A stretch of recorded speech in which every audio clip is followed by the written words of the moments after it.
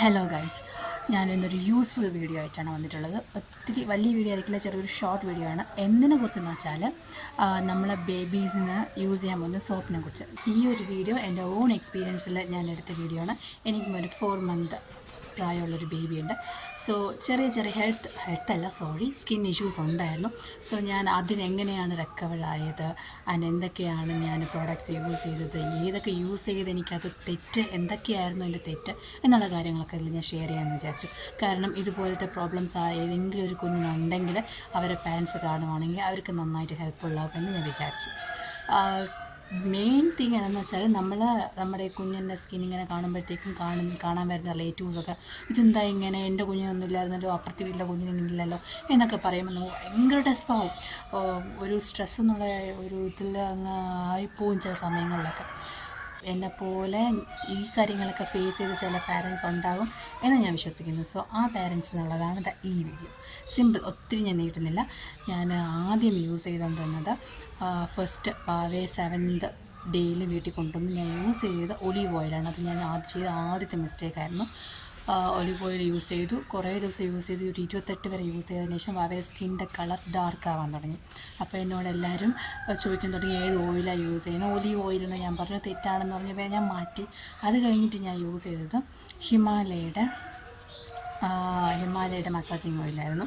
അതും ഞാൻ ഒരാഴ്ച യൂസ് ചെയ്തു. അതിലും എനിക്ക് അത്ര സാറ്റിസ്ഫാക്ഷൻ തോന്നി. ഈ വീഡിയോ ഒരു പെയ്ഡ് പ്രൊമോഷനോ അല്ല, എൻ്റെ ഓൺ എക്സ്പീരിയൻസിൽ ഞാൻ പറയുകയാണ്. മേ ബി ഞാൻ പറഞ്ഞ ഈ പ്രോഡക്റ്റ്സൊക്കെ വേറെ പിള്ളേർക്ക് പറ്റുമായിരിക്കാം, അവർക്ക് അതിൽ ബെനിഫിറ്റ് ഉണ്ടായിരുന്നിരിക്കാം. പക്ഷേ എൻ്റെ കുഞ്ഞിന് അതുണ്ടായിട്ടില്ല. അതുകൊണ്ടാണ് ഞാൻ ഈ വീഡിയോയിൽ പറയുന്നത്. പിന്നെ ഓയിൽ ഞാൻ യൂസ് ചെയ്തു. അത് എനിക്ക് ബ്ലാക്ക് സ്കിൻ നല്ല ഡാർക്കാവാൻ തുടങ്ങിയപ്പോൾ ഞാൻ നിർത്തി. പിന്നെ ഹിമാലയയുടെ ഞാൻ സ്റ്റാർട്ട് ചെയ്തു. അപ്പോൾ എൻ്റെ അടുത്ത് എല്ലാവരും പറഞ്ഞു അതിനേക്കാളും നല്ലതല്ലേ കോക്കനട്ട് ഓയിലിന്. അങ്ങനെ പിന്നെ ഞാൻ വെളിച്ചെണ്ണയിലോട്ട് മാറി. പിന്നെ വെളിച്ചെണ്ണയായിരുന്നു കുറേ ദിവസം യൂസ് ചെയ്തിട്ടുണ്ട്. സോ ഈ സമയങ്ങളിലൊക്കെ ഞാൻ യൂസ് ചെയ്ത സോപ്പ് ഹിമാലയയുടെ സോപ്പായിരുന്നു. ഒരു 2 മാസം ഞാൻ ഹിമാലയയുടെ സോപ്പ് യൂസ് ചെയ്തു. 2 മാസമാണ്, 2 മാസം ഹിമാലയയുടെ സോപ്പ് യൂസ് ചെയ്തു. ഭയങ്കര ഡ്രൈ ആയിരുന്നു വാവയുടെ സ്കിന്ന്, ഒരുമാതിരി പൊരിഞ്ഞിളകുന്നതോ അങ്ങനെയൊക്കെ ആയിരുന്നു. സോ ഡെലിവറിക്ക് മുമ്പ് തന്നെ ഞാൻ ഹിമാലയയുടെ എല്ലാ പ്രൊഡക്ട്സും വാങ്ങി വെച്ചിട്ടുണ്ടായിരുന്നു. ഇപ്പോൾ എല്ലാം ഒതുക്കി മാറ്റി വെച്ചിട്ടുണ്ട്. കാരണം ഭാവിക്ക് സെറ്റ് ആവുന്നില്ല ആ ഒരു പ്രൊഡക്റ്റ്. പക്ഷേ ചില പിള്ളേർക്ക് സെറ്റാവുന്ന ചാൻസ് ഉണ്ട്. അപ്പോൾ എന്താണ് പറഞ്ഞത്, ഒലിവ് ഓയിൽ നിർത്തി.